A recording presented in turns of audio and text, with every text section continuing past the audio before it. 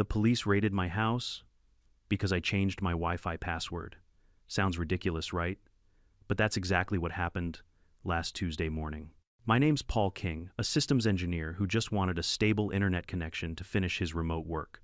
Somehow, that simple act turned into a neighborhood scandal when our HOA president, Ella Thomas, decided my router update was a cyber attack on community infrastructure. She marched up my porch, waving her HOA binder like a badge, shouting that I'd shut down the neighborhood's security grid. Before I could even explain, she whipped out her phone, dialed 911, and screamed that I was interfering with federal communications. I laughed until the flashing red and blue lights started reflecting off my living room window. What those officers discovered inside my house that day, nobody in Lakeside Grove could have imagined. Before we dive into the madness, comment below where you're watching from and what time it is, and don't forget to subscribe for more unbelievable HOA revenge stories like this one. When I first moved to Lakeside Grove, I thought I'd found peace. The homes were neat, the lawns always manicured, and the sunsets over the artificial lake painted the sky in orange and gold. After years of dealing with noisy city apartments, this quiet neighborhood seemed like paradise. I bought the small brick house at the corner lot, set up my home office, and looked forward to quiet mornings with coffee and strong Wi-Fi. But if I'd known the HOA president lived 2 doors down, I might have reconsidered. Her name was Ella Thomas, a woman in her mid-50s who ran the HOA like it was her private kingdom. The kind of person who would measure your grass with a ruler, photograph your trash cans if they weren't facing the right direction, and send warning letters for leaving a garden hose uncoiled. Most neighbors feared her. The rest pretended to like her just to avoid fines. Me, I figured if I kept to myself, there'd be no trouble. I was wrong. At first it was small things. Ella would stroll by clipboard in hand pretending to inspect mailboxes. She'd glance toward my porch, my garage door, my recycling bins, always finding something to mutter about. Once she complained that my mailbox flag wasn't HOA-compliant red. Another time, she sent me a notice for having unapproved solar panels. I wrote back politely that they were in fact state-subsidized and legal under federal clean energy law. She didn't respond, but I knew she hated losing that one. Still, I stayed civil. I greeted her every now and then, gave a nod when she passed by.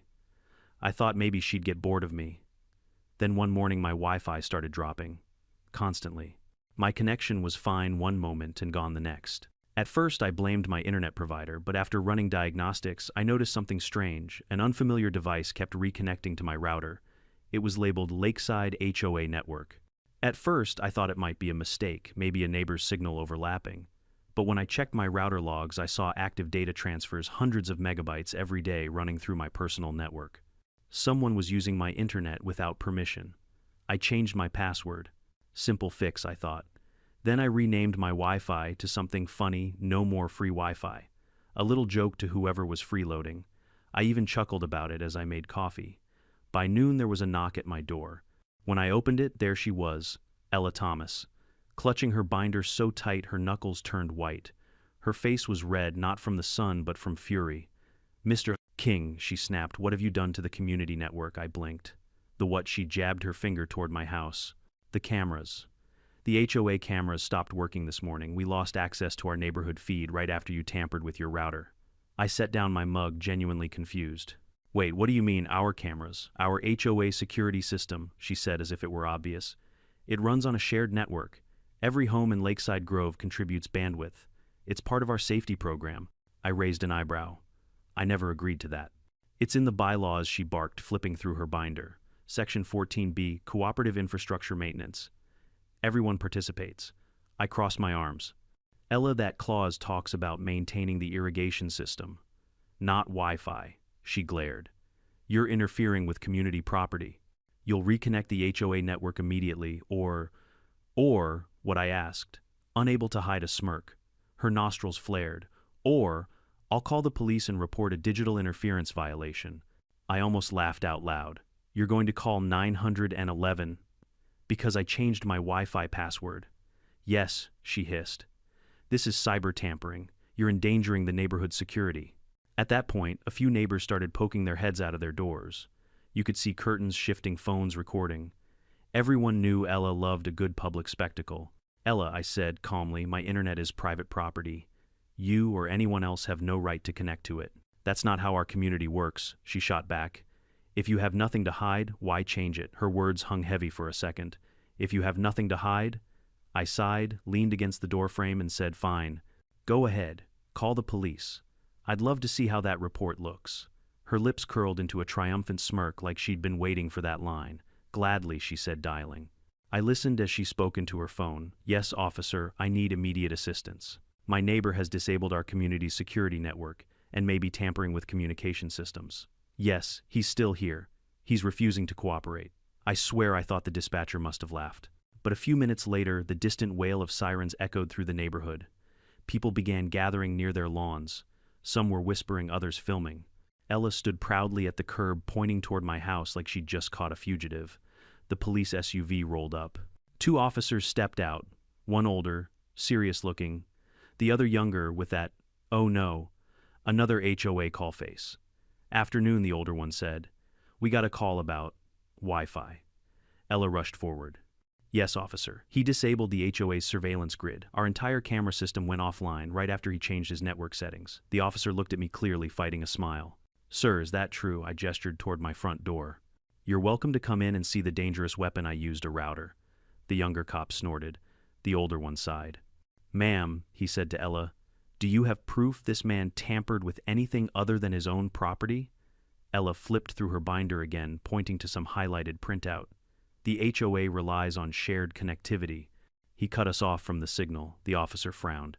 Shared connectivity, like everyone uses his Wi-Fi. She hesitated, suddenly realizing how it sounded. It's a community arrangement. I folded my arms. I never agreed to share my internet. You were stealing bandwidth. That's a lie, she snapped. We had access for months and he never complained. The younger cop raised a brow. So, you did have access to his network? Ella stuttered. It's for safety. The HOA cameras are monitored through a central router system. His just happens to be the strongest connection point. Both officers exchanged a long look. Then, the older one turned to me. Mind if we check your router, sir? Not at all, I said, opening the door. Come take a look. They stepped inside as Ella hovered outside, still ranting. I led the officers to my office, where the router sat blinking innocently beside my desk. The older cop bent over it, squinting at the connected devices list. His eyebrows shot up. Well, I'll be damned. What is it? I asked. He pointed to the screen. You've got an active connection here from a network labeled Lakeside HOA maincam server. It's still trying to connect remotely. You aware of that? I shook my head. Nope. That's exactly what I was trying to stop. The younger officer leaned in. Looks like someone's still trying to access your network from the HOA clubhouse. They both straightened up. The mood shifted instantly. Outside, Ella was pacing the driveway, arms flailing as she lectured a group of curious neighbors. The older officer asked me quietly, Sir, would you be willing to come with us to verify something at the HOA office? Gladly, I said. I had no idea that by the end of the day, I'd uncover something that would make everyone in Lakeside Grove question everything they thought they knew about Ella Thomas and about how far an HOA president would go to keep control. The moment we stepped outside, Ella was already mid-speech, waving her binder like a royal decree. Officers, don't let him delete anything. He's probably wiping evidence right now. The older cop, whose badge read Sergeant Reeves, sighed audibly. Ma'am, please stand back. We're just taking a look at the network setup. Ella wasn't having it. You don't understand, she snapped. This man's been sabotaging our community's infrastructure. Without our surveillance cameras, anyone could break in, commit crimes. This neighborhood could descend into chaos. I couldn't help but mutter, yeah, the chaos of people minding their own business. Her head whipped toward me like an owl. Excuse me, the younger officer, Patrolman Lewis, smirked. Sir, maybe don't poke the bear. I'm not poking, I said, shrugging, just pointing out that nobody signed up to have their internet hijacked. A few neighbors were standing on the sidewalk now. Janet, who always wore pink sweatpants and filmed everything for her neighborhood watch vlog.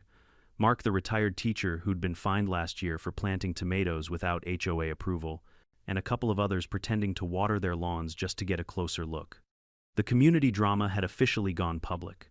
Officers, Ella said, straightening her pearl necklace, our HOA agreement clearly states that all homeowners must contribute to shared services, security, landscaping, and yes, network connectivity. It's in section. Sergeant Reeves raised a hand. We've heard enough about section anything. What I want to know is, did you or anyone in your HOA have access to Mr. King's personal router before today? Ella hesitated for half a second too long. Access is a strong word, she said. Let's call it cooperative bandwidth. Cooperative bandwidth, I repeated, trying not to laugh. That's your new legal term for stealing Wi-Fi, the neighbors snickered. Even the young officer bit back a grin. Reeves' expression hardened. Ma'am, you can't use another resident's private internet connection for HOA operations without written consent. That's a privacy violation. Privacy violation, she scoffed. He's part of the community. We all share resources here. I crossed my arms. Not my data, we don't. Ella's face went from red to crimson. Mr. King, she said through clenched teeth, you are undermining our neighborhood safety initiative. Without that connection, our cameras cannot function. Then maybe you should pay for your own network, I said. You're the HOA. You collect fees every month. That hit a nerve. Her lips pressed into a thin line. You think you can defy this community's structure and get away with it. I am the elected president of Lakeside Grove. Reeves took a step forward. You're not above the law, Mrs. Thomas. That shut her up for exactly 5 seconds. Then, like clockwork, she switched tactics. Officers, she said sweetly, if you're so concerned about privacy, maybe you should check his devices. Who knows what kind of illegal activity he's hiding? I raised an eyebrow. Seriously, you're accusing me of being some sort of hacker now, I'm saying, she replied, with a smirk that his network has been acting suspiciously and the HOA can't monitor it anymore. Because it's none of your business, I snapped. The young cop stepped between us. All right, both of you, enough. Reeves turned to me. Mr. King, would you mind if we take a look inside your computer to verify that you're not connected to any external servers? Just so we can close this case properly. Go ahead, I said. I've got nothing to hide. Inside, they followed me to my home office again. The router lights blinked calmly, as if mocking the chaos outside. I opened my laptop and showed them my network panel. Reeves leaned in. There it is again, he said. Lakeside, HOA, maincam server, trying to reconnect. He clicked into the log files, streams of data, camera feed attempts, error codes, then a line that made everyone in the room go silent. Connection attempt, from HOA, office, terminal, 2 unauthorized access denied. Lewis whistled. Someone's still trying to tap in from the clubhouse. I folded my arms. Guess my new password's giving them trouble. Reeves turned serious. Mr. King, when did you first notice this? 2 days ago, I said. I thought it was some random hacker until I saw the network name. He nodded slowly. We're going to need to check that clubhouse. Outside, Ella was pacing like a caged tiger, ranting to anyone who would listen. He's turning the officers against me. This is a witch hunt. When we stepped out, she stopped mid-sentence. Well, she demanded. Did you find proof he's guilty? Reeves looked straight at her. Actually, Mrs. Thomas, we found evidence that your HOA office is still attempting to access Mr. King's network without authorization. We'll need to inspect your systems. Her jaw dropped. You can't just march into private HOA property, private property or not, Reeves said firmly. If there's evidence of an illegal network tap, we have probable cause. The neighbors erupted in whispers. Someone muttered, Told you she was spying on us. Ella's face twisted. I will not allow this violation of HOA sovereignty, Lewis blinked. Did you just say HOA sovereignty? She realized how ridiculous that sounded, but doubled down. Yes. The clubhouse is under HOA jurisdiction, and you need a board-approved warrant to enter. Reeves took out his radio, spoke a few words into it, then said calmly, We'll let a warrant sort that out. Within an hour, 2 more patrol cars arrived. Neighbors had gathered like it was a live reality show. Some brought folding chairs. Janet was streaming it live on her vlog with the caption, HOA President Busted. As the officers approached the clubhouse, Ella stood in the doorway blocking the entrance. You are trespassing on community property, Reeves held up a paper. Search warrant. County approved. Step aside. The defiance melted from her face. She backed away slowly, muttering, This is harassment. Inside the clubhouse was spotless at first glance. Freshly waxed floors, motivational posters about community unity, and a table lined with HOA documents. But behind a locked door labeled Maintenance Room, authorized personnel only, they found it. Rows of monitors. Servers humming quietly. Ethernet cables running like spider webs, and on those monitors live feeds, dozens of them, front yards, driveways, patios, even one that clearly showed someone's kitchen interior.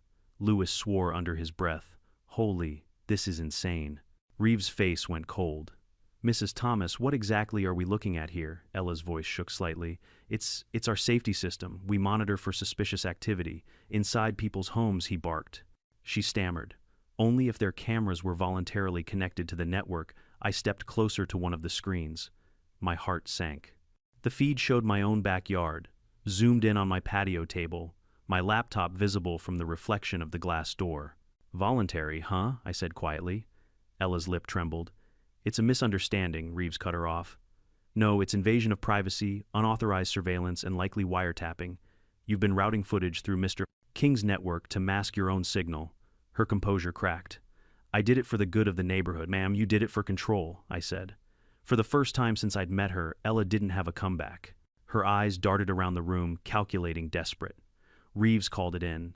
Within minutes, officers started seizing hard drives, tagging equipment for evidence. One unplugged a server labeled HOA Cam Master, while another photographed every monitor. Outside news vans had already started showing up. Apparently Janet's live stream had gone viral. People wanted to see the Wi-Fi war at Lakeside Grove. As Ella was led outside, neighbors confronted her. "Were you spying on us?" one woman demanded. "You recorded our kids playing," another yelled. "Did you watch us in our pool?" Ella tried to respond, but her voice drowned in the noise. She turned to me as officers guided her toward the squad car. "You think you've won, Paul. You embarrass this community, they'll turn on you next." I met her eyes. At least they'll do it with their own internet connection. The door shut behind her with a heavy thud. The crowd clapped, hesitant at first, then growing louder. Some laughed nervously, others looked shaken. The young officer came up beside me, shaking his head. "I've seen some HOA drama before, but this is next level." Reeves handed me his card. "We'll need your testimony for the report. You did the right thing." As the police vehicles pulled away, the flashing lights reflected across the lake, shimmering in the water like a distorted mirror. I stood there on the curb, neighbors still murmuring, and couldn't help but think this wasn't just about Wi-Fi. It was about control, privacy, and what happens when someone in power forgets where the line is. The next morning, Lakeside Grove looked nothing like the peaceful suburb I'd moved into. Police tape surrounded the HOA clubhouse, news vans lined the street, and every neighbor within walking distance was either filming, gossiping, or pretending to walk their dog just to get a closer look. When I stepped outside to grab my mail, I spotted Sergeant Reeves standing by his cruiser talking to a man in a dark jacket with the County Cybercrime Task Force logo. Reeves waved me over. "Morning, Mr. King. Sorry about the chaos," he said. "You might want to know what we found in that office goes way deeper than we thought." I crossed my arms. "How deep are we talking?" The cybercrime officer introduced himself as Agent Rowe. "Those servers weren't just recording live footage," he said. "They were streaming backups to a private cloud account registered under the HOA's name, but managed exclusively by one admin. I didn't need to ask who that was." "Ella Thomas," I said flatly. Rowe nodded. "She routed everything through your Wi-Fi, so her personal IP wouldn't show up on the logs. Smart trick if it weren't completely illegal." Reeves rubbed the bridge of his nose. "She even had the cameras in infrared mode. That means she could see into people's windows at night." I felt a chill crawl up my spine. The idea that someone had been spying through my own internet connection through my router made me sick. "What's going to happen to her?" I asked. Reeves sighed. "She's being questioned downtown. We're filing charges for unauthorized surveillance, data theft, and electronic intrusion.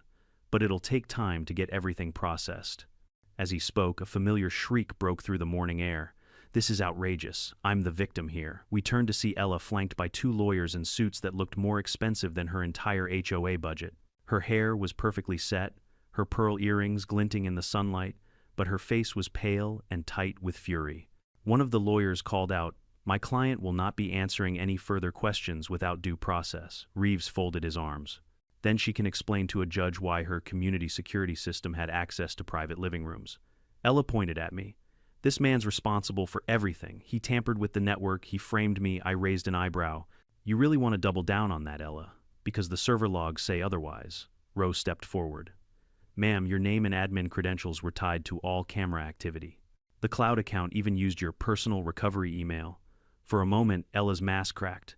I was only trying to protect everyone," she stammered. "Crime rates are rising. Someone had to take initiative." Reeves's voice was calm, almost pitying. "You crossed a line, Mrs. Thomas. Protection doesn't mean surveillance. You spied on your neighbors, your friends, and even their kids." Her voice grew sharp again. "Those people don't appreciate the work I've done. Without me, this neighborhood would be chaos," I muttered. "You're not wrong. It's chaos now. That earned me a death glare, but honestly, I didn't care." The officers led her away toward the waiting cruiser as reporters swarmed. Microphones popped up like weeds. "Mrs. Thomas, is it true you spied on residents through their home cameras? Did you use Mr. King's Wi-Fi to cover your tracks? Was this a community project or personal obsession?" Ella turned her face away, chin lifted like a fallen monarch refusing to bow. I went back inside, but the sound of camera shutters followed me for hours. That afternoon, I got a call from Officer Lewis, the younger cop from the day before. "Hey, just wanted to let you know we're getting warrants to search her home too. Apparently she had backup drives there." You think she's got more recordings? Almost definitely. People like that never delete their trophies. By evening, Lakeside Grove's Facebook page was a war zone. Half the neighborhood was in shock. The other half was trying to distance themselves from her entirely. "I can't believe she spied on us. I knew those HOA cameras were creepy. Did anyone else get fined for not contributing bandwidth?" Paul was right all along. Someone even made a meme, Ella's angry face photoshopped onto a security camera with the caption, "Smile, you're in HOA vision."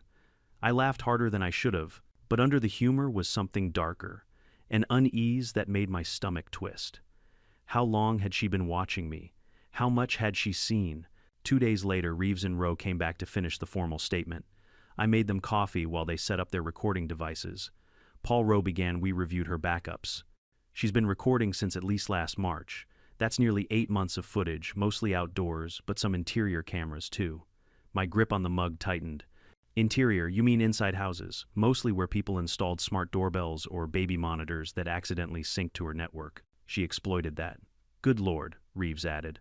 "She also used keyword tagging names, license plates, even timestamps for when people came and went. It's obsessive." I stared at them, stunned. "And she did all this through my internet," Rowe nodded grimly. "Without your connection, it would have been traceable. She used your router as a mask. You were basically her proxy." I sat back, overwhelmed by the absurdity of it all. I'd bought a house for peace and quiet, and ended up starring in the neighborhood's biggest privacy scandal. That night, someone knocked gently on my door. It was Janet, the vlogger neighbor, holding a box of cookies. "Hey, Paul, just wanted to say thank you. Thank me." She nodded. "You stopped her." I didn't realize how much she'd been watching until the cops told us. She even had footage of my backyard hot tub. My husband is still mortified. I grimaced. "That's horrifying." Janet sighed. "She always acted like she cared about safety. Turns out she just liked control." I couldn't disagree. After she left, I walked out onto my porch. The night air was quiet again, eerily quiet. For the first time since I'd moved in, there were no strange Wi-Fi signals showing up on my phone. Just my own network, HOA, spy-free zone. Still, I couldn't shake the feeling that Ella had left more than cameras behind. The following week, a county inspector arrived to take formal statements from all residents. He explained that Ella's setup was part of a larger trend. Some HOAs across the country had started installing community surveillance grids without consent, piggybacking off homeowners' networks to avoid legal restrictions. He looked exhausted. "We've seen this before, but never this bad. Yours might set a new precedent." Great, I thought. My house was about to become Exhibit A in some cyber privacy case. By Friday, the HOA held an emergency meeting without Ella, of course. The vice president, Tom Garcia, stood nervously at the front of the clubhouse, facing a sea of angry homeowners. "On behalf of the board, we sincerely apologize," he said. "We were unaware of Mrs. Thomas's unauthorized surveillance practices." Someone shouted, "You signed the budget for it," Tom winced. "She told us it was for landscaping cameras." "Landscaping my foot," another voice yelled. "She had one pointing at my bedroom window," the crowd roared. It was chaos. Tom finally raised his hands. "Please, we're dissolving the old board, effective immediately, and we're asking Mr. King to serve as temporary technology advisor to help rebuild a legal security system." The room fell silent. I blinked. "Wait me," Tom nodded. "You exposed this mess. We trust you." For a second, I wanted to say no. I'd had enough HOA drama for a lifetime. But looking around the room at the neighbors who'd been spied on, humiliated, and manipulated, I realized this place needed someone rational, someone who could stop another Ella before she appeared. I sighed. "All right, I'll help. But the first rule, no shared networks. Ever again." The room broke into laughter and applause. When I left the meeting, the air felt lighter. For the first time, people waved at me, not out of curiosity, but gratitude. Even Mark, the tomato guy, handed me a small basket of homegrown produce. As I walked home under the glow of the streetlights, I glanced up at the HOA office windows. The blinds were closed, the servers gone, and the cameras dark. No red lights, no blinking lenses, no one watching. For once, Lakeside Grove actually felt like a community again. But deep down, I couldn't forget the image burned into my mind, those monitors in Ella's office, glowing with the stolen privacy of dozens of homes. And I knew even though the cameras were gone, the memory of being watched would linger for a long, long time. Still, I smiled, because the truth once uncovered doesn't go back into hiding. It had been a week since the HOA's emergency meeting, and things in Lakeside Grove were just beginning to calm down. The clubhouse was locked down by county order, the cameras removed, and Ella's face had been on the local news for 3 nights straight. Every headline was some variation of HOA president accused of illegal surveillance. Suburban spy ring exposed. Neighborhood watch or neighborhood invasion. I tried to stay out of it. I wasn't looking for fame or attention, but no matter how quiet I kept, the story followed me. At the grocery store, people whispered. At the coffee shop, strangers thanked me for standing up to corruption. Someone even slipped a note under my door that said, "You're a hero, Paul. Thank you for exposing her." A hero. That word didn't sit right with me. I hadn't been brave, I'd just changed my Wi-Fi password. Still, the truth was spreading faster than I could process. That morning I got a call from Agent Rowe, the cybercrime investigator. His tone was serious. "Paul, we need you to come down to the county offices. There's something you need to see." When I arrived, Rowe had a USB drive plugged into a monitor. He gestured for me to sit. We went through the final batch of recovered data from Ella's system. There's something unusual. The screen came to life, a grid of folders labeled by address. Each one was a homeowner in Lakeside Grove. Inside every folder dates, timestamps, video clips. Rowe opened one marked King, Residence. I felt my throat tighten. The footage began my backyard, the patio, the kitchen window recorded in clear 1080p resolution. I saw myself sitting at my table, typing on my laptop, unaware that someone was watching. Then another clip, me stepping out of the shower towel around my waist, through the faint reflection of the bathroom window. I froze. Jesus Christ. Rowe's jaw clenched.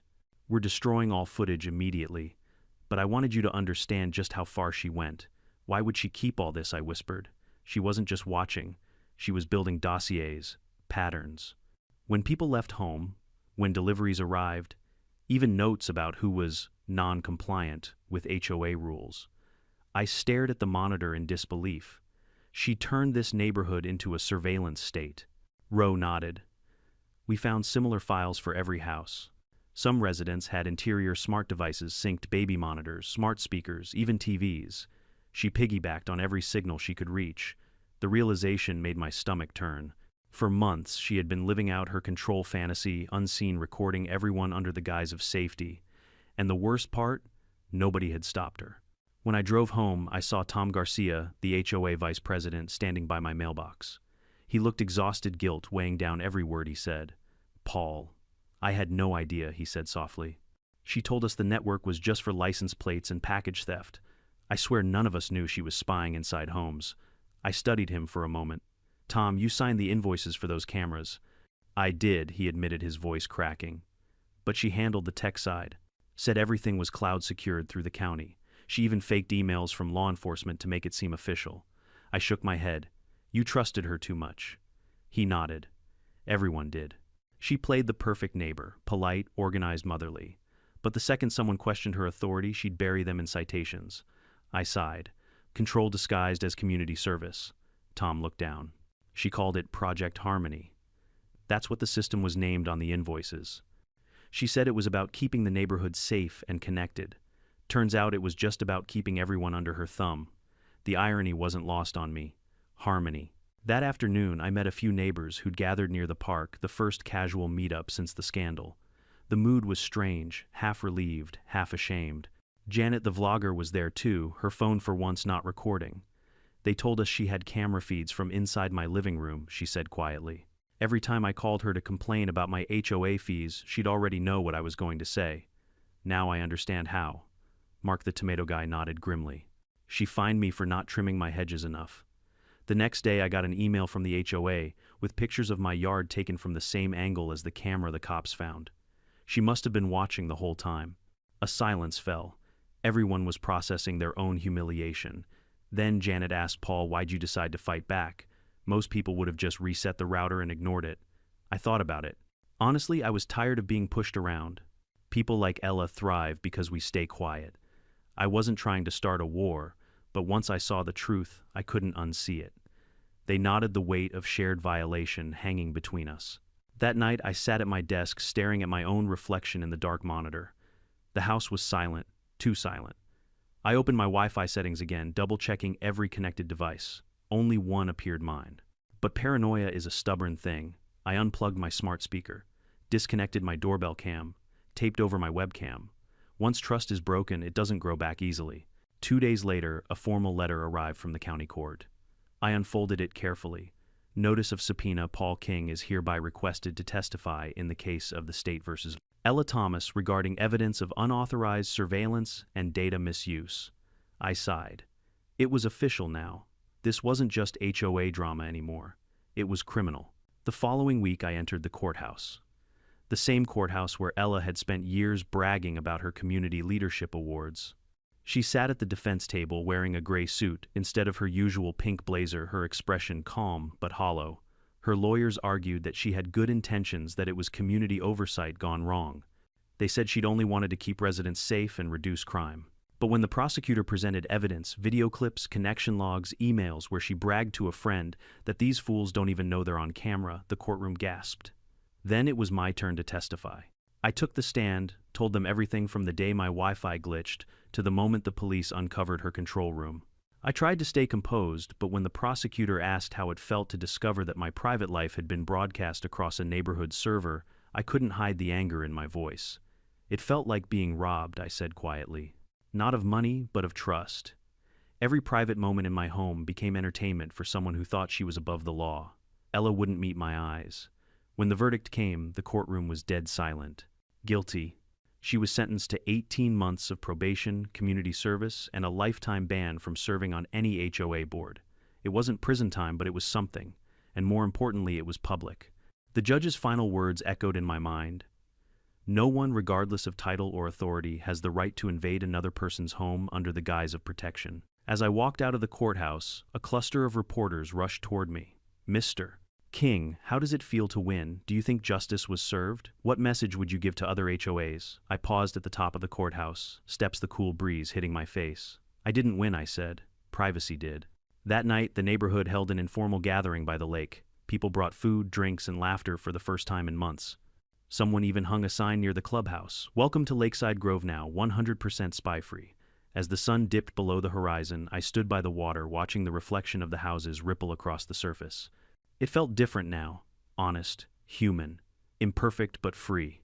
And for the first time, I realized something important. Truth doesn't just expose corruption, it heals what fear tried to silence. I didn't set out to become the neighborhood's defender. I just wanted decent internet. But in the end, I got something far better: peace. Real peace. The dust from the trial hadn't even settled when my phone started buzzing nonstop. News outlets, tech blogs, even a few law podcasts wanted interviews. Apparently, the Wi-Fi case had gone viral nationwide. One headline read, "Man exposes HOA spy network after changing Wi-Fi password, privacy advocates applaud." I couldn't open social media without seeing my face in a thumbnail somewhere. It was surreal. A week ago, I was just a quiet systems engineer. Now people were calling me the guy who fought back. I didn't feel like a hero, though. Heroes sleep soundly. I hadn't slept more than 3 hours in a row since the night the police found those servers. Still, I had to move on. That morning, I went down to the county office to sign a few closing documents for the investigation. Agent Rowe met me in the lobby, his expression softer this time. "Hey, King, just wanted to tell you we wrapped the digital evidence audit. It's officially sealed now." "Good," I said. "So that's it, it's all over." He nodded. "For you, yeah. For Ella, not quite. The HOA is being hit with a class action lawsuit from multiple residents. Civil damages, emotional distress, violation of privacy laws. She'll be paying for this for a long time." I let out a slow breath. "Can't say she didn't earn it," Rowe chuckled. "You'd be surprised how many people came forward after your story. Other HOAs across the state are quietly reviewing their surveillance policies. Looks like you started something bigger than you think." I smirked. "All because of a Wi-Fi password." When I got home, I found a thick envelope sitting on my doorstep.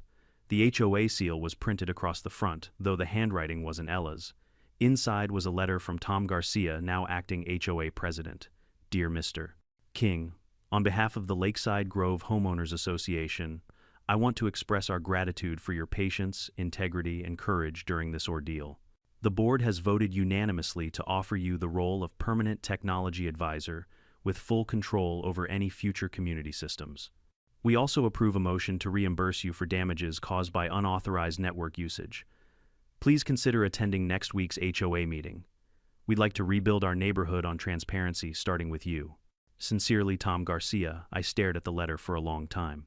Becoming part of the HOA, the very organization that nearly destroyed my peace. It felt like volunteering to babysit a nest of rattlesnakes. But then again, maybe that was exactly why I needed to do it. A week later, I showed up to the HOA meeting. Gone were the banners, the fake community pride posters, the smugness. The room was quieter, now humbler. Tom stood at the front with a laptop, visibly nervous.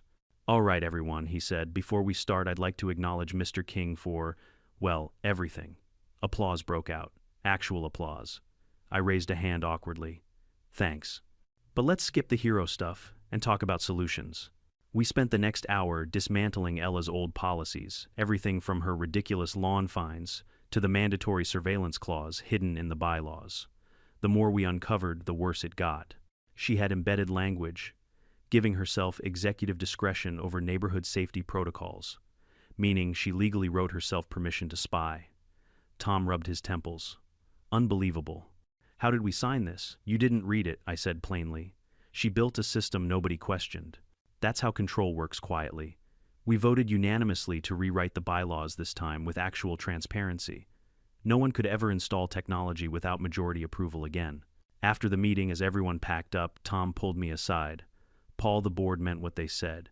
We want you to oversee all digital infrastructure, cameras, websites, everything. We trust you." "Careful," I said with a half smile. "That's exactly what got you into trouble with the last person." He laughed, but his tone was sincere. "This time's different. You earned it." I nodded. "All right. I'll do it, but on one condition. Name it." We renamed the network. Tom raised a brow. To what I smiled. "HOA, Spy-Free Zone." He laughed so hard he nearly dropped his coffee. Done. The following month was quiet, beautifully, peacefully quiet. The HOA servers were rebuilt with strict security measures. Every homeowner got a private password-protected account to view only the footage from public areas, entrances, parking lots, community pool. No more secret logins, no hidden feeds. For the first time in years, people started attending meetings voluntarily. We even had kids playing by the lake again, something I hadn't seen since moving here. It was strange watching the same neighbors who once glared at me now wave with genuine smiles. But one afternoon, as I was cleaning out my garage, I saw a black sedan pull up near the old clubhouse. A woman stepped out, short brown hair, neat blazer, sunglasses.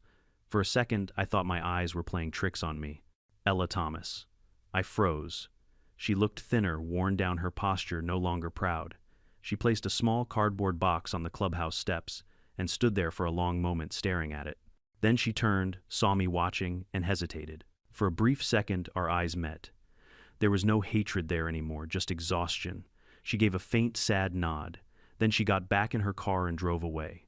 Curiosity got the better of me. I walked over and opened the box. Inside were keys, a faded HOA badge, and a note. "To the new board, consider this my final act of compliance." I thought I was protecting people. Turns out I was just protecting my own power. Ella, I stood there in silence. For all her arrogance and cruelty, that single line was the first honest thing I'd ever seen her write. That evening, I brought the note to Tom. He read it twice, then handed it back. "Closure," he said softly. Maybe, I replied. Or maybe guilt. Either way, Ella never came back. She sold her house within a month and disappeared from the county records. Rumor had it she moved to Arizona, joined a gated community that didn't have an HOA. The irony was delicious. Life returned to normal, or as normal as it could get after something like that. I spent my days working from home, maintaining the HOA's new network, and enjoying the rare quiet that now filled the neighborhood. Sometimes at night, I'd walk past the clubhouse just to make sure no red lights were blinking. The servers hummed gently, safe, legal, secure. I'd catch my reflection in the glass doors, the faint glow of the router lights behind me, and think about how something so small, a Wi-Fi password, had unraveled an entire web of deceit. And every time the same thought crossed my mind, power doesn't always wear a badge or a title. Sometimes it hides in plain sight, in something as ordinary as a neighborhood meeting or a shared network. But as long as there's someone willing to question it, even just one person, the truth will always find a signal. A few weeks later, during the next HOA gathering, I announced one final update. Folks, we've implemented encrypted channels for all our devices. And for fun, I added smiling. I renamed the guest Wi-Fi again. Everyone leaned forward. It's now called Trust But Verify. The whole room burst out laughing. Tom raised his coffee mug. To Paul King, the man who turned chaos into community, I lifted my cup in return. To a neighborhood that finally learned what privacy means, we clinked mugs as laughter filled the hall. Outside, the sun dipped low over Lakeside Grove, golden light reflecting off calm water. For the first time, I felt at peace without paranoia. The kind that no camera could ever capture. I thought everything was over after Ella disappeared. The neighborhood was healing, the new board was doing great, and I was finally catching up on my sleep. But then one chilly Friday morning, as I was pouring coffee, a letter slid under my front door, thick paper official seal. Notice of summons, Paul King is requested to appear before the County Court of Appeals. My stomach dropped. Oh no, I muttered. It turned out Ella Thomas wasn't done yet. She was appealing her sentence. The letter said she had hired a new lawyer, a high-profile attorney known for reputation rehabilitation cases. The hearing would revisit whether her punishment was too harsh and whether certain residents, meaning me, had defamed her publicly. I set the mug down, coffee splashing across the counter. Unbelievable, I said to no one. She still thinks she's the victim. The following week, I found myself back in the same courthouse, sitting across from the woman who had made my life a living nightmare. Ella looked different this time. Her sharp confidence was gone, replaced by something colder, strategic. Her lawyer, Gregory Hunt, was a tall man with slick back hair and a voice that oozed confidence. When the judge called the session to order, Hunt stood up. Your Honor, my client acknowledges her mistakes, but the punishment rendered was disproportionate to her intent. Mrs. Thomas did not act out of malice, she acted out of a desire to protect her community. I rolled my eyes. Protect her community by spying on their bedrooms, the prosecutor leaned forward. Intent doesn't erase the fact that she committed multiple felonies, Mr. Hunt. But Hunt wasn't finished. We also intend to demonstrate that certain residents, namely Mr. Paul King, have exaggerated claims for personal gain and caused significant reputational damage to my client. My pulse quickened. Oh, he did not just say that, I whispered. The judge glanced at me. Mr. King, you'll have a chance to respond. When it was my turn, I stepped up to the witness stand. Hunt's smile was the kind lawyers use before they twist a knife. Mr. King, he began smoothly, you changed your Wi-Fi password, correct? Yes. And you were aware that doing so affected the HOA's camera network. I was aware after they accused me. Before that, I had no idea they were using my network. He nodded like a teacher humoring a student. But you admit that your actions caused the security cameras to go offline, only because they were illegally connected to my personal router. I shot back. They shouldn't have been using it in the first place. A few people in the courtroom chuckled quietly. Hunt didn't like that. Mr. King, he said, you seem to enjoy public attention. Is it true you've given several interviews since the incident, too? I said. Both about privacy rights, not about her personally. He smirked. And yet your statements included phrases like control freak, dictator of suburbia, and HOA tyranny. Those were your words, were they not? I folded my arms. Those were quotes from her own emails. I just read them out loud. Even the judge had to hide a smile behind her hand. After several rounds of back and forth, Hunt called Ella to the stand. She walked up slowly, hands clasped, pretending to look remorseful. Your Honor, she said, voice trembling, I've made mistakes. I understand that now. But I was trying to help. I thought people would feel safer if I could monitor potential threats. By invading their homes, the prosecutor asked flatly. She blinked innocently. I never intended to invade anyone's privacy. The cameras were for security, not spying. Then why did you store private footage in a personal cloud account under your name? Her eyes darted sideways.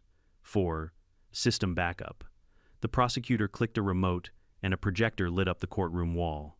On the screen appeared one of her emails sent to the HOA board 6 months before the scandal broke. If residents won't obey the rules, I'll make sure they do. Cameras don't lie, and neither do routers. A collective gasp filled the room. Ella's face drained of color. Hunt tried to object, but the damage was done. The prosecutor turned to the judge. Your Honor, Mrs. Thomas was not protecting her community. She was controlling it. This wasn't about safety, it was about power. Then came the moment I didn't expect. The prosecutor asked to introduce one final piece of evidence, a file found on Ella's backup drive labeled Private Notes. Inside were detailed logs of residents' routines when they left for work, what time lights went out, even comments like Paul King spends too much time at his computer suspicious. My jaw tightened as I read my name in her obsessive handwriting. The judge looked furious. "Mrs. Thomas, you kept personal surveillance notes on every resident," Ella stammered. I was only documenting patterns for community safety." "No," the judge snapped. "You were violating your neighbors' lives." The verdict didn't take long this time. Her appeal was denied. The original sentence was upheld, and the court added one more condition, a restraining order, preventing her from contacting any resident of Lakeside Grove for the next 5 years. When the judge read it aloud, Ella finally broke. Her composure cracked, tears streaking down her face. "I gave everything to that neighborhood," she shouted. "And this is how they repay me." I looked at her not with anger, but with a strange kind of pity. "You didn't give," I said quietly. "You took." Her eyes locked onto mine, filled with something between hatred and heartbreak. For a brief second I saw what drove her, not just ego but fear. The kind of fear that makes someone cling to control because they can't handle uncertainty. The bailiff led her away, and I watched as the woman who once ruled our neighborhood vanished behind the courtroom doors for the last time. Outside, the media was waiting again. This time I didn't stop for interviews. I walked straight to my truck, breathing in the cold air, finally free of the storm that had followed me for months. But as I reached the parking lot, I heard someone call my name. It was Tom Garcia, holding a copy of the new HOA bylaws. "Paul," he said, jogging up, "we did it. The judge just approved our amended charter, full community transparency, mandatory consent for all shared systems. It's official." I smiled. "You mean the HOA can't spy on anyone ever again?" He grinned. "Not unless they want to face 10 years in prison." We both laughed, and for once it wasn't bitter. That evening, Lakeside Grove felt alive again. Porch lights glowed warm instead of ominous. Kids played by the cul-de-sac. Someone down the street was barbecuing. For the first time, there wasn't a single blinking red camera light anywhere. I sat on my porch with a glass of iced tea, scrolling through my phone. An email from the HOA popped up, an official notice. Subject: new network credentials. From Tom Garcia. Paul, here are the credentials for the new HOA network system, all encrypted, all transparent. P.S. We used your idea for the password. Password truth. Always. On. I chuckled and leaned back in my chair, looking up at the stars. It struck me how strange life could be. A simple Wi-Fi change had revealed an entire ecosystem of corruption, paranoia, and hidden cameras. And yet out of that chaos came something unexpectedly beautiful: community, accountability, and respect. Sometimes justice doesn't come with fireworks or fanfare. Sometimes it's just the quiet hum of a router running securely with no one watching who shouldn't be. I glanced at my laptop screen one last time before closing it. The connection read, HOA, Spy-Free Zone connected. And this time I knew the only thing it was connected to was peace. A few months passed after Ella's final courtroom defeat, and Lakeside Grove finally began to feel normal again, maybe even better than normal. The neighborhood that once felt tense and paranoid now carried a sense of cautious optimism. People were laughing again. Kids rode their bikes without worry, parents glancing up at every corner for hidden cameras. The air felt lighter. Every Saturday morning I'd take a slow walk around the lake with a cup of coffee, nodding to neighbors I'd barely spoken to before. Funny how a scandal can bring people together more than any HOA meeting ever could. One morning I saw Tom Garcia, the new HOA president, setting up a community cleanup day banner near the park entrance. He waved. "Paul, you're early, man," I smirked. "Habit. I used to wake up early to reset my router logs, remember?" Tom laughed. "At least now the only thing spying on you is a couple of ducks." We shared a chuckle, but then his expression softened. "You know," he said, "I've been thinking, if it weren't for you, we'd all still be living under that woman's microscope." "I didn't do it for that," I said. "I just wanted her to stop crossing the line." He nodded thoughtfully. "That's exactly why you should be part of the new board permanently. We need people who know where the line is and how to keep it visible." I smiled. "I already agreed to be your tech guy, Tom. That's enough authority for me." He grinned. "Fair. But just know this neighborhood finally trusts you." That word trust hit deeper than I expected. After the cleanup, I went back home and opened my garage workshop. My tools were scattered across the workbench next to a half-finished wooden sign I'd been carving. It read Lakeside Grove, Privacy, Peace, and Community, a motto we'd voted on last month. It felt right, honest, something Ella would have hated: a community that didn't need to be controlled to be united. As I brushed the sawdust away, my phone buzzed. A message from Agent Rowe, the cybercrime investigator. "Hey Paul, just wanted to let you know the case file is officially closed. All devices destroyed. You're in the clear. Congrats, man. You made privacy cool again. I laughed out loud. Made privacy cool again. There was a slogan in there somewhere. That night, as I sat on the porch with the faint hum of crickets in the distance, I couldn't help but reflect on how far we'd come. When I'd first moved here, Lakeside Grove looked like paradise, neatly trimmed lawns, perfectly painted houses, and smiles that never quite reached people's eyes. But beneath that perfection was fear. Fear of stepping out of line, fear of fines, fear of Ella, and all it took to break her empire was one man's Wi-Fi password. I took a sip of iced tea and laughed softly. Life has a sense of irony. It gives you peace only after chaos, freedom only after someone tries to take it away. A few days later, Tom asked me to help set up the new HOA tech system in the clubhouse. This time, everything was open, transparent. Every resident had their own login, their own vote on digital changes. The screens that once displayed private camera feeds now showed community announcements, weather updates, and upcoming events. Kids ran around playing tag, while adults shared coffee and muffins. For the first time, the HOA office didn't feel like a fortress. It felt like a community center. As I adjusted the final monitor, Janet, the neighborhood vlogger, walked over with her camera. "Hey, Paul, mind saying a few words for our new HOA YouTube channel?" I groaned. "You made a YouTube channel for the HOA," she grinned. "Relax, it's just for updates, no scandals this time. I promise."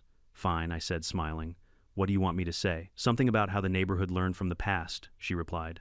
I looked into the lens. Well, if there's one thing Lakeside Grove has learned, it's this: technology doesn't create trust. People do.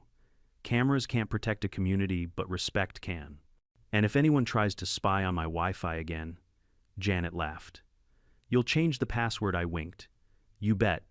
The camera cut off and the whole group burst out laughing. A week later, I got an unexpected letter in the mail. No return address, just my name typed neatly on the envelope. Inside was a single sheet of paper and a small flash drive. The note read, "I know you think I'm gone for good. I probably should be. But before you burn this, hear me out. There's footage on this drive, something I recorded before the end. It's not what you think. Ella." My heart sank. I stared at the flash drive for a long time before finally plugging it into my laptop. The video opened immediately. It was Ella sitting in her old HOA office, the walls bare, her eyes tired. "I know you hate me," she began. "Maybe I deserve it. I built something I thought would make people safe, but all it did was make them afraid. Somewhere along the line, I stopped being a neighbor and started being a warden. You showed me that." She paused, looking off camera. "If you're watching this, Paul, I just want you to know you were right. Control isn't protection. It's fear dressed as order. I'm not asking for forgiveness. I just hope you keep doing what you're doing, reminding people that truth doesn't need to hide behind walls or Wi-Fi passwords." The screen went black. I sat there stunned. Maybe it was closure. Maybe it was her way of letting go. Either way, I felt no anger, just relief. Months rolled by, and the neighborhood flourished. We held outdoor movie nights, charity drives, and even a Halloween fair that became a local hit. There were still occasional disagreements about paint colors, noise complaints, or whose dog left paw prints on the walkway, but it was healthy conflict, the kind that happens in normal communities. The best part: nobody called 911 over Wi-Fi again. One evening, I stood by the lake as the sunset painted the water orange and gold, the same way it had the day I first moved here. Only this time, the peace felt real. Tom walked up beside me. "You know, it's strange," he said. "All of this started with something so small, a password." "Yeah," I said, smiling. "But sometimes small things show who really has control and who just pretends to." He nodded. "You ever regret it, exposing her?" I thought for a long moment. No, because if I hadn't, we'd all still be living in fear. And besides, I looked out at the glowing lake. Truth has better Wi-Fi. Tom laughed so hard he nearly spilled his drink. "You're putting that on a t-shirt." "Already done," I said, showing him the one I was wearing under my jacket. In bold white letters it read, "Truth has better Wi-Fi." We both laughed until the streetlights flickered on. That night, before heading inside, I checked my Wi-Fi network one last time. The screen displayed Network HOA, Spy-Free Zone, Status Secure, Connected. I smiled, took a deep breath, and turned off the monitor. No flashing lights, no hidden connections, no fear. Just peace earned the hard way. Because in the end, that's what this story was really about. Not revenge, not drama, but the simple, priceless relief of privacy. And as I closed my laptop, I couldn't help but whisper to myself, half laughing, all this because I changed my Wi-Fi password. Sometimes the smallest actions reveal the biggest truths. A single decision to stand your ground, to say no, or to protect your boundaries can expose what's been hiding in plain sight. Power doesn't corrupt overnight. It creeps in quietly disguised as responsibility until one day someone dares to question it. If there's one lesson I've learned from this entire ordeal, it's this: never underestimate the value of your privacy or the courage it takes to defend it. And if you've ever faced a controlling HOA, a toxic neighbor, or anyone who thought they could decide how you live, share your story below. Let others know they're not alone. Don't forget to like, subscribe, and stay tuned, because in Lakeside Grove, there's always another story waiting to connect.